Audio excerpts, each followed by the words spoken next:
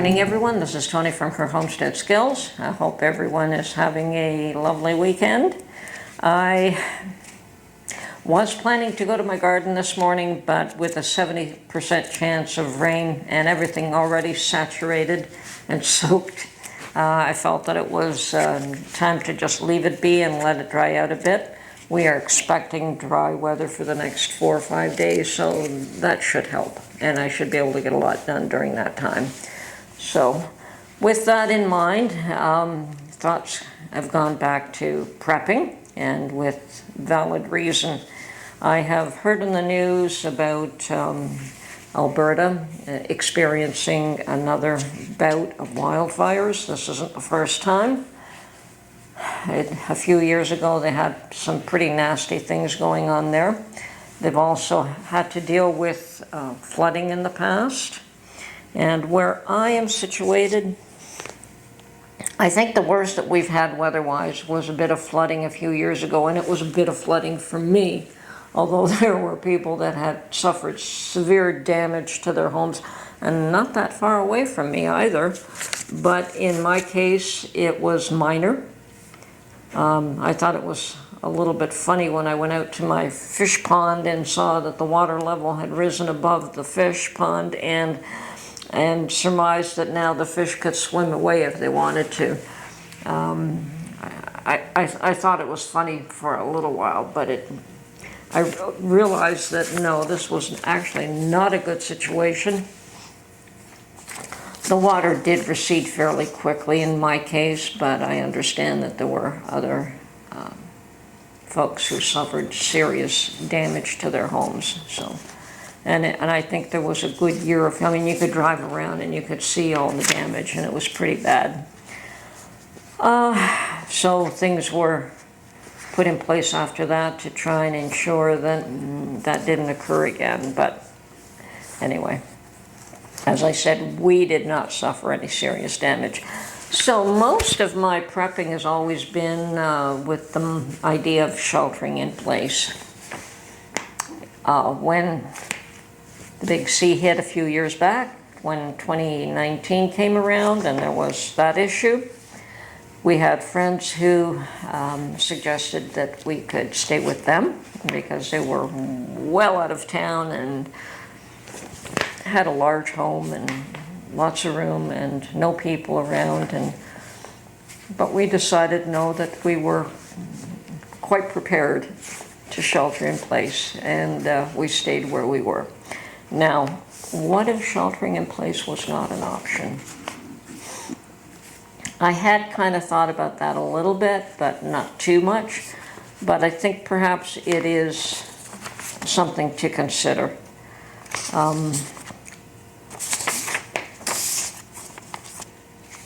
And what that would entail is putting together some sort of emergency supply kit. Now, I have a list of what some people feel would be a good thing to prep, and they also suggest perhaps using a backpack. Backpack would be great for storing some of these items, except of course the food and water. And I could tell you that a backpack would be absolutely useless for me, personally. I'm not very strong physically, and the weight of a backpack would destroy me in no time at all. I just couldn't walk with one of those for any length of time. I could take it to my car and back and walk with it for 10 minutes, but that would be it. So I would be more inclined to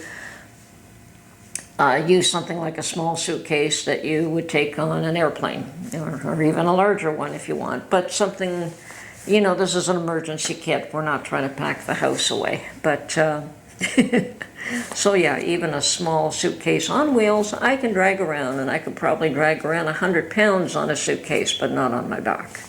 So you have to consider what works for you. And they say, yeah, keep it light enough to be able to lift in your car. Well, if I only had to lift it in and out of my car once or twice, it wouldn't be that big a deal for me. So First and foremost, they say that you should have a mask or a face covering.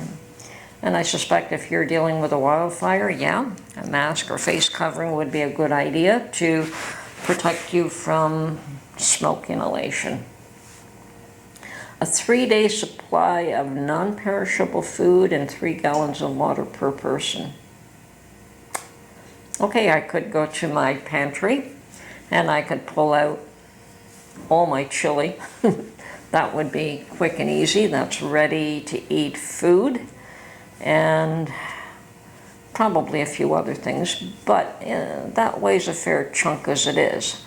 And water, 3 gallons of water per person, so that would be 6 gallons of water for Mark and I, which is, once again, perhaps even just buying a case of water and keeping that in the trunk of your car might not be a bad idea. Personally, I would prefer to do that and have it in the car at all, well, maybe not at all times. Maybe you would want to cycle it out, but always keep some water in your car. And I do anyway, but I only keep a few bottles there, which is not enough. And another thing they recommend is a map marked with at least 2 evacuation routes. Well, in my case, that would probably be Mark's territory. He would probably insist on the evacuation route that he chooses, and which is fine. And unless we were not in the same spot and we have to meet up, and then we would, if we were together, that's one thing. If we were not, we would have to meet up and go from there. Prescription or special meds, yeah, obviously. And you could even take your month's supply of prescription medication, because that usually doesn't weigh all that much or take up that much space. So that's a non-issue. Of course, you take your meds. Change of clothing. Well, knowing me, it'd probably be at least 2 or 3 days change of clothing, not just one. Extra eyeglasses and contact lenses, certainly.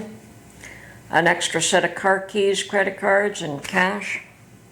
You definitely want to take your cash stash with you. Lord knows if ATMs are going to be working or what's going on, if you can access anything right away. A first aid kit, that's always a good idea. A flashlight. Well, Mark is one of these that always carries a flashlight with him, so don't have to worry about that. I think I have one in the car too, but it's not the same quality. A battery-powered radio and extra batteries. Okay, well, that would be useful if you are not in your car. And hopefully your car radio does work. Sanitation supplies. Yeah, okay. A copy of important documents like birth certificates and passports. Yep. And then they say don't forget your pet food and water. Well, better not forget your pet either.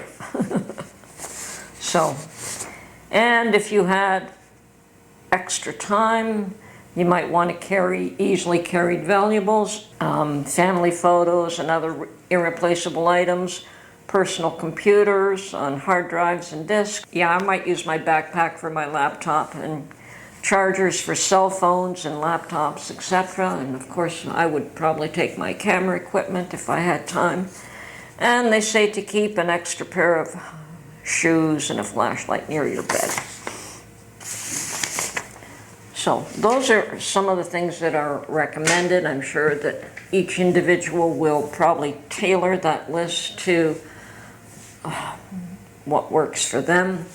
Personally, I have also purchased a professional water filter straw, and this will filter up to 396 gallons of water, and it will remove waterborne bacteria by 99.9%. Now this can be used to access and clean water, no matter, a pool of water, rainwater, a pond, so yes, if you don't have water with you, this will give you access to drinkable water.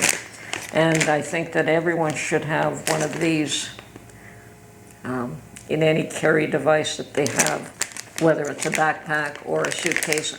I keep this in my suitcase so it travels with me no matter where I go. Okay, so yes, you do want to modify your own. You know, I have thought about it to some small degree, but as I say, my situation is more, I focus more on shelter in place and how to prep for shelter in place. But that isn't always going to be. You never know when you're going to be evacuated. Oh, and another thing that you might want to take with you, which is not on that list, is some personal protective device that you may have. So, bear in mind, many people have had to evacuate. Just because I've not had to in this particular situation doesn't mean that I won't in the future. So I think I'm going to at least start putting some things together and knowing that, okay, this group of items is in this area, this other group of items is there, so I can grab everything in a hurry, throw it all in a suitcase, and Bob's your uncle, I'm ready to go out the door. And yeah, no, I don't keep my cash in my bra, so that has to be.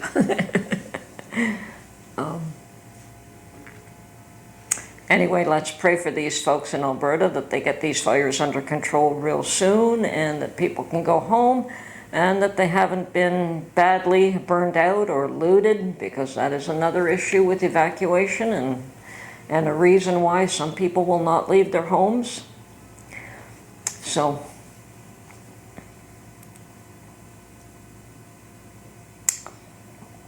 anyway, this is Tony from Her Homestead Skills. Hope you found this video informative, and we'll catch you on the next one. Bye for now.